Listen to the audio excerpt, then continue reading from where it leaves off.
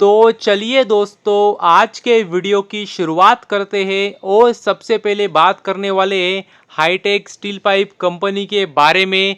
क्योंकि अगर आप देखेंगे तो देख सकते हैं काफ़ी बेहतरीन बात सामने आ रही है। क्योंकि अगर आप देखेंगे तो देख सकते हैं कंपनी ने बताया है कि जो उनका क्वार्टर 4 अभी जो हुआ है उसमें कंपनी ने देख सकते हैं हाईएस्ट एवर रेवेन्यू किया है। तो ये काफ़ी ज़बरदस्त बात है, बेहतरीन बात है और ये दिखा रहा है कंपनी कितनी अच्छी तरीके से बेहतरीन तरीके से कंपनी काम कर रही है। और वही कंपनी ने दिखा है क्या उनका हाईएस्ट एवर सेल्स हुआ है, रेवेन्यू हुआ है क्वार्टर 4 में। तो ये बेहतरीन बात है कंपनी के लिए।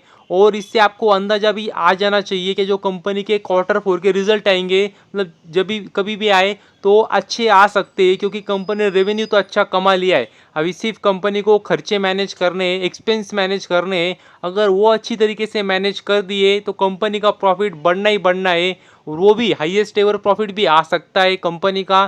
तो इस बात का अंदाज़ा चाहिए। और यही बात जो बड़े बड़े इन्वेस्टर होते हैं वो जांच लेते हैं और जो रिटेल होते हैं वो यही देखते रहते हैं कि रिजल्ट कब आएंगे। फिर रिजल्ट आने के बाद देखते हैं क्या रिजल्ट तो अच्छा है लेकिन शेयर में गिरावट हो गई। तो मतलब इसी वजह से होती है कि अगर आप देखेंगे तो कंपनी ने ट्रेलर पहले दे दिया था तो उससे ही मतलब बड़े बड़े लोग अंदाज ले लेते कि कंपनी का प्रॉफिट भी बढ़ सकता है। तो कभी काफ़ी बार कंपनी के रिजल्ट अच्छे आने के बावजूद कंपनी में तेजी नहीं आती है। तो इसी का यो कारण होता है या सभी को एक्सपेक्टेशंस थी कि कंपनी का अच्छा ही करने वाली कंपनी, प्रॉफिट बढ़ने ही वाला है क्योंकि रेवेन्यू अच्छा खासा बढ़ गया है। तो ज़रूरी नहीं है कि अभी जब रिजल्ट आएंगे कंपनी के तब अच्छी खासी मतलब अच्छे रिजल्ट आने के बावजूद भी कंपनी में अच्छी खासी तेजी आए। तो ये ज़रूरी बात नहीं होती है। तो ये बात भी आपको पता चाहिए। और यदि आगे बात करें जेंसॉल इंजीनियरिंग कंपनी के बारे में तो आपको पता ही होगा कंपनी काफ़ी ज़्यादा छोटी है, रिस्की है। और अगर आप देखेंगे तो देख सकते हैं लेटेस्ट न्यूज़ कंपनी के बारे में, तो कंपनी ने एक नया माइलस्टोन हासिल किया है और देख सकते हैं 1000 मेगावाट कंपनी ने कंप्लीट कर लिया है। तो ये काफ़ी ज़बरदस्त बात है, बेहतरीन बात है। और देख सकते हैं किसने किया है, तो जेंसॉल इंजीनियरिंग की आपको पता है ये सब्सिडरी होती है और उसका नाम है देख सकते हैं आप स्कॉर्पियस ट्रैकर्स। तो जी हाँ दोस्तों, एक सब्सिडरी है जेंसॉल की जिन्होंने ये काम पूरा कर लिया है। तो मतलब फ़ायदा तो जेंसॉल को ही होने वाला है, डायरेक्टली बोल लीजिए इनडायरेक्टली बोल लीजिए। तो ये बात भी आपको पता चाहिए। और मतलब ये तो बस शुरुआत है, आगे बहुत कंपनी को काम करना है अगर कंपनी को और भी आगे बढ़ना होगा तो, क्योंकि मार्केट में तो और भी काफ़ी काम मतलब आने वाले समय में मिल सकता है, कंपनी को पोटेंशियल है। तो ये बात भी आपको पता चाहिए। और सबसे ज़्यादा महत्वपूर्ण बात है कि कंपनी देश में काम तो कर रही है मगर विदेश में भी कंपनी अच्छी तरीके से अपना प्रेजेंस बढ़ा रही है। तो ये बात भी आपको पता चाहिए। और देख सकते हैं अगर आप देखेंगे तो देख सकते हैं इंडिया में तो काम करती है लेकिन इनको देख सकते हैं जापान से भी ऑर्डर मिल चुके हैं, सऊदी अरेबिया से भी ऑर्डर मिले, युगांडा से भी ऑर्डर मिले। तो ये काफ़ी अच्छी बात है, इंटरनेशनल प्रेजेंस भी कंपनी बढ़ा रही है। तो ये बेहतरीन बात है। और आने वाले समय में इसका मतलब काफ़ी अच्छा फ़ायदा कंपनी को हो सकता है। और इसी के अलावा अगर आप देखेंगे तो देख सकते हैं कंपनी ने अपने कुछ क्लाइंट्स के नाम भी बताए जिससे आपको अंदाज़ा भी आ जाएगा कंपनी कितनी बेहतरीन तरीके से बड़े बड़े कंपनियों के साथ में काम कर रही है। देख सकते हैं अगर आप देखेंगे तो टाटा पावर भी इन्हीं का क्लाइंट है। और शाहपुर जी आपको पता होगा काफ़ी बड़ी कह सकते हैं कंपनी है रियल इस्टेट सेक्टर की, तो वो भी इनके क्लाइंट है। स्टर्लिंग विल्सन है, एज्योर पावर है, मतलब और भी काफ़ी अलग अलग कह सकते हैं क्लाइंट है। तो ये बात भी आपको पता चाहिए।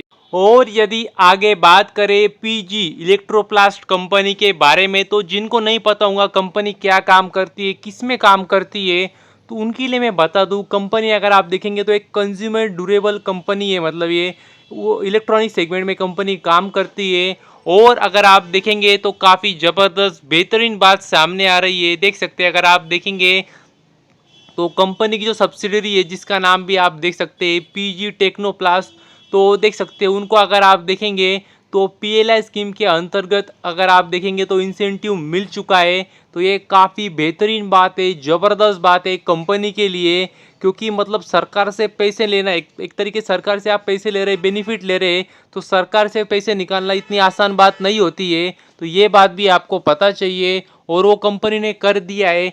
और अगर आप देखेंगे किसके मतलब काफ़ी अलग अलग स्कीम में अगर आप देखेंगे तो सरकार बेनिफिट देती है, पीएलआई स्कीम देती है।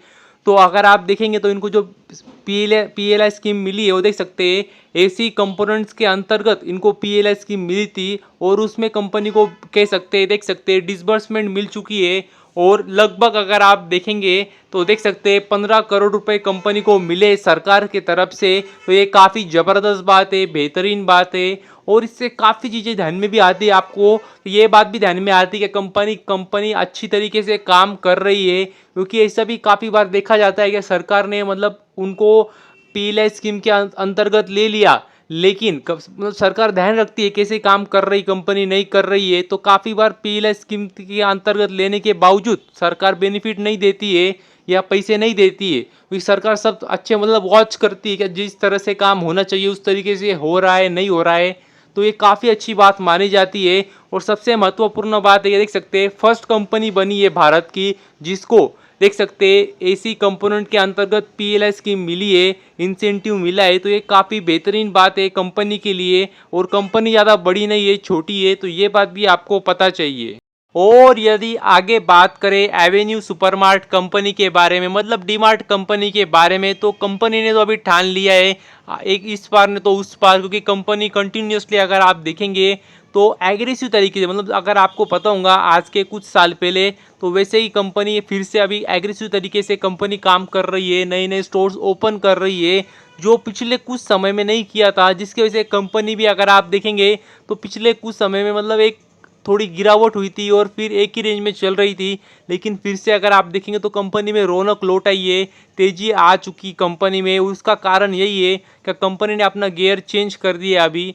और देख सकते हैं फिर से अगर आप देखेंगे तो कंपनी ने अपने नए 3 स्टोर्स ओपन किए। और देख सकते हैं कहाँ पे किए, तो 2 महाराष्ट्र में, एक कर्नाटक में। और महाराष्ट्र में भी अगर आप देखेंगे तो देख सकते हैं चाकन पूना में और गंगापुर नासिक, तो वहाँ पे 2 महाराष्ट्र में। और बेंगलुरु में कह सकते हैं एक नया कर्नाटक में नया स्टोर ओपन किया है। तो ये काफ़ी ज़बरदस्त बात है, बेहतरीन बात है। तो अभी देख सकते हैं कुल संख्या अगर आप देखेंगे डीमार्ट कंपनी के स्टोर्स की भारत में, तो देख सकते हैं 365 हो चुकी है। तो ये बात भी आपको पता चाहिए। और यदि आगे बात करें गोपाल स्नैक्स कंपनी के बारे में, तो देख सकते हैं आज भी कंपनी में वीकनेस ही है।